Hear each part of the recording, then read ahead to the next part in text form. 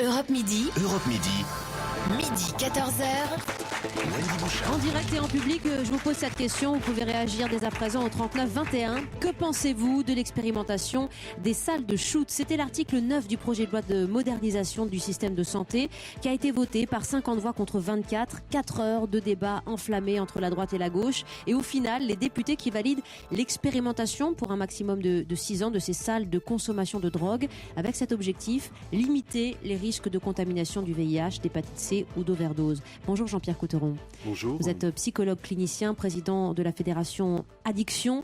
Je relais une interrogation qu'on trouve là sur les réseaux sociaux depuis quelques heures. Avec ces salles de shoot, est-ce que la France ne va pas cautionner la consommation de drogue et de drogue dure ? Je pense que non, j'espère que non, parce que le but c'est surtout pas de cautionner l'usage de drogue, l'usage de drogue dure, c'est de répondre à un problème très particulier, dans des endroits très particuliers, en ajoutant un outil supplémentaire à une palette d'outils. Voilà, donc le débat, c'est pas de dire à partir de demain, il y aura des salles de consommation à moindre risque partout, dans tous les endroits en France, c'est de dire sur des endroits où nous avons des problèmes particuliers avec des usagers, des toxicomanes, pour lesquels les autres solutions ne sont pas adaptées, on va créer une porte d'entrée supplémentaire vers des solutions qui sont plutôt des solutions de soins que des solutions de facilitation de l'usage, même si je peux comprendre que spontanément, c'est pas une solution qui paraît naturelle du côté des soignants. Non, c'est des salles qui seront expérimentées à Paris, à Strasbourg, à Bordeaux, environ 800 000 euros par an pour le coût de ces salles. Et je vais donner la parole immédiatement à Sandrine, puisqu'elle est à Paris, elle travaille à Paris et elle habite à Barbès. Bonjour Sandrine. Bonjour. Et je crois que vous êtes concernée par le sujet et du problème des riverains aussi, aux alentours de ces salles de shoot. Oui, tout à fait, parce que moi j'habite donc personnellement à la limite du 10e et du 18e arrondissement, métro Barbès, un quartier relativement chaud. Pour vous donner un exemple, moi j'ai au pied de mon immeuble vente de cigarettes de contrebande. À partir de 18h le soir, on peut trouver du crack devant tous les immeubles du boulevard Magenta. Donc on a fait le choix d'ouvrir cette salle de shoot. Évidemment, dans ce quartier, les riverains commencent vraiment à en avoir par-dessus la tête parce qu'on concentre tous ces problèmes-là depuis des années. Moi, j'ai une enfant qui va revenir, donc qui va passer en revenant du collège devant la salle de shoot. Je suis pas sûre que ce soit l'idéal. Voilà, en fait, c'est plus de la colère. Les riverains en ont vraiment assez que ce soit toujours concentré dans les mêmes quartiers. Après, et pourtant, c'est pour vous protéger, pour éviter qu'on trouve des seringues dans la rue, pour contrôler tout cela et pour protéger aussi cette population. Alors, j'entends bien, madame, mais je pense qu'on est dans une logique d'économie. Il y a tout un tas d'hôpitaux qui sont en train de fermer à Paris. Je pense entre autres à l'hôpital Saint-Vincent-de-Paul, qui sont maintenant des locaux où on ne trouve plus rien. Je pense que ça aurait été peut-être bien de pouvoir concentrer ça dans des hôpitaux, tout simplement. Je sais comment ça va se passer. Nous, on vit ça au quotidien. Donc, ces gens-là qui sont malades, il n'y a pas de souci là-dessus, vont être là toute la journée à attendre l'ouverture des salles de shoot. Voilà, faut trouver une solution, c'est clair. Alors, Jean-Pierre Couteron, concentrer ça derrière la gare du Nord, qui est quand même la première gare d'Europe. Quand on arrive à la gare du Nord, je ne sais pas si tout le monde connaît le parvis de la gare du Nord, mais c'est épouvantable. Donc, Sandrine, vous restez avec nous. Jean-Pierre Couteron, qui vous écoute avec attention, qui a écrit les salles de shoot, les salles d'injection supervisées à l'heure du débat français, qui connaît donc le sujet très très dans le détail, vous répond parce que voilà le témoignage d'une riveraine, c'est pas le premier qu'on a sur le sujet. Et vous l'entendez. C'est un témoignage, moi, que je respecte et que je comprends. Je voudrais juste rappeler que les salles, on va pas les installer où on a envie de les installer par caprice. On va les installer là où le problème existe. Et je suis désolé de le dire, près des gares, effectivement, parce que c'est la fonction de la gare de faire arriver du monde, de faire que ça se croise, qu'il y a des bâtiments, il y a des espaces libres. Près des gares, il y a un certain public qui, depuis des années, fait ce qu'on appelle une scène ouverte. C'est-à-dire qu'ils consomment déjà, ils sont déjà là. Dans la deuxième proposition que donnait votre auditrice, elle évoquait le trafic. Alors effectivement, le trafic, il est déjà... Elle commençait même à dire... Ça ne va rien y changer d'ailleurs, parce que vous n'allez pas fournir dans les salles de shoot la drogue. Elle commence à dire même le trafic de cigarettes qui était là. Donc la salle de consommation moindre risque ne va pas être un miracle qui va tout solutionner.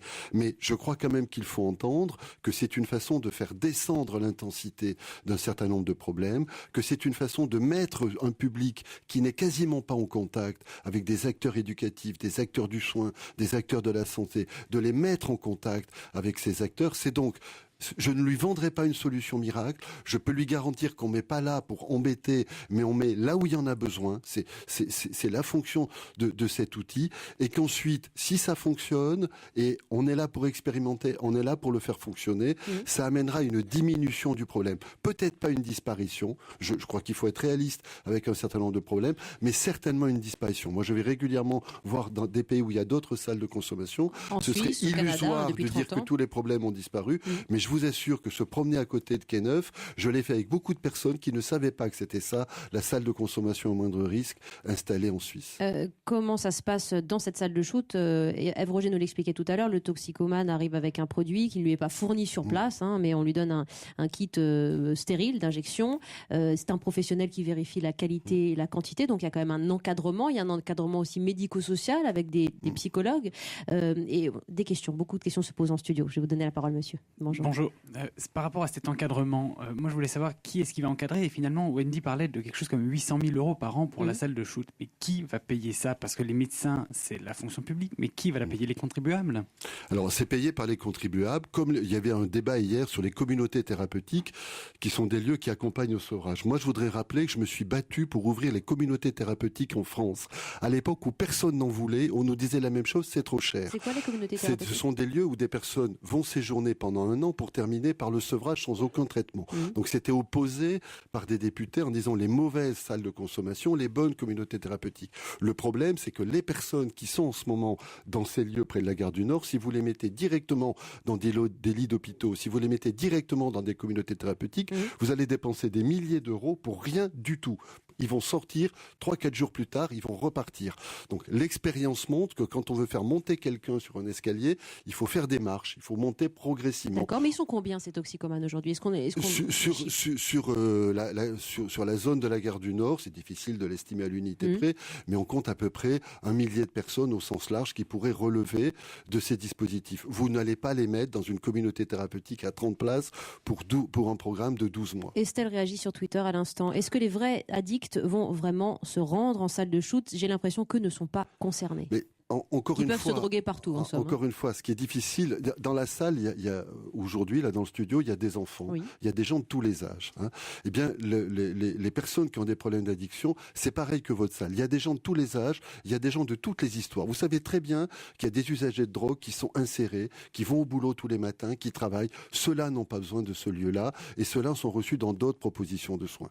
La salle s'adressera à ce public qui est dans la rue, pour lequel c'est un premier pas dans une direction thérapeutique. Et encore une fois, toutes les expériences qui ont eu lieu dans les pays qui ont fait montrent que ce premier pas, il sert à quelque chose. Et pour ce public-là, et uniquement pour ce public-là, oui, il est utile. Problème sanitaire, au Canada et en Suisse, les morts par overdose ont diminué d'un tiers en 30 ans. Les dispositifs ont été mis en place il y a 30 ans là-bas. Madame, mon studio, bonjour. Une question. Oui, bonjour monsieur. Dans la mesure où ces salles ont fait leurs preuves dans certains pays, et surtout parce qu'on n'a aucune autre solution à proposer, est-ce que justement on ne pourrait pas investir là-dedans ? Je suis tout à fait de votre avis, on n'a que cette solution à proposer. Écoutez, a priori. Moi j'aime à rappeler, je suis psychologue clinicien. Ceux qui s'intéressent aux addictions savent que je me suis battu, je me bats encore aujourd'hui pour faire ce qu'on appelle des consultations jeunes consommateurs pour les jeunes de 13-14 ans qui commencent à faire un certain nombre de choses qu'ils ne devraient pas faire. Donc je suis pas un obsédé de la salle de consommation. Quand j'ai pris la présidence de la fédération, j'étais même plutôt contre. Je n'ai aucune honte à le rappeler aujourd'hui. C'est effectivement, quand j'ai pris conscience que pour ce public-là, soit on continuait de tourner en rond, on faisait venir des CRS, on les déplaçait d'un quartier à l'autre. Généralement, pas d'un quartier, ils font le tour du même endroit. Moi, quand je suis arrivé, ils étaient près de la gare de Lyon. C'était l'île aux Chalons. Maintenant, ils sont près de la gare du Nord. Donc, on peut continuer cette partie. On peut prévenir les gens de la gare de l'Est et après, il restera la gare Montparnasse. Soit on se dit, on met en place cet outil et on voit, comme dans les autres pays, qu'il permettra de faire descendre l'intensité du problème. Arnaud nous écrit de Toulon, il est plutôt d'accord avec ce projet qui lui semble une bonne chose d'un point de vue sanitaire et social. Après, il faut s'interroger, dit-il, sur la viabilité de cette solution sur le long terme. Aujourd'hui, l'expérimentation, c'est 6 ans maximum dans ces 3 villes. Mais j'aime à dire que, par exemple, en Hollande, ils en ont ouvert à un moment beaucoup, et puis ils en ont refermé. Pourquoi ils en ont refermé ? Parce qu'elles ont tellement bien marché que sur certains endroits, ils n'en avaient plus besoin. Et donc, ils ont ouvert, absorbé une partie des problèmes et ensuite, ils ont canalisé et ils ont équilibré. Je crois qu'encore une fois, si on ne raisonne pas idéologiquement, si on raisonne de façon pragmatique, on devrait être capable dans ce pays de faire ce type de solution. Et vous dites vous-même que vous avez changé d'avis sur le sujet, vous comme psychologue clinicien et président de la Fédération Addiction. Merci beaucoup Jean-Pierre Coutron pour cette lumière sur ce sujet des salles de shoot aujourd'hui.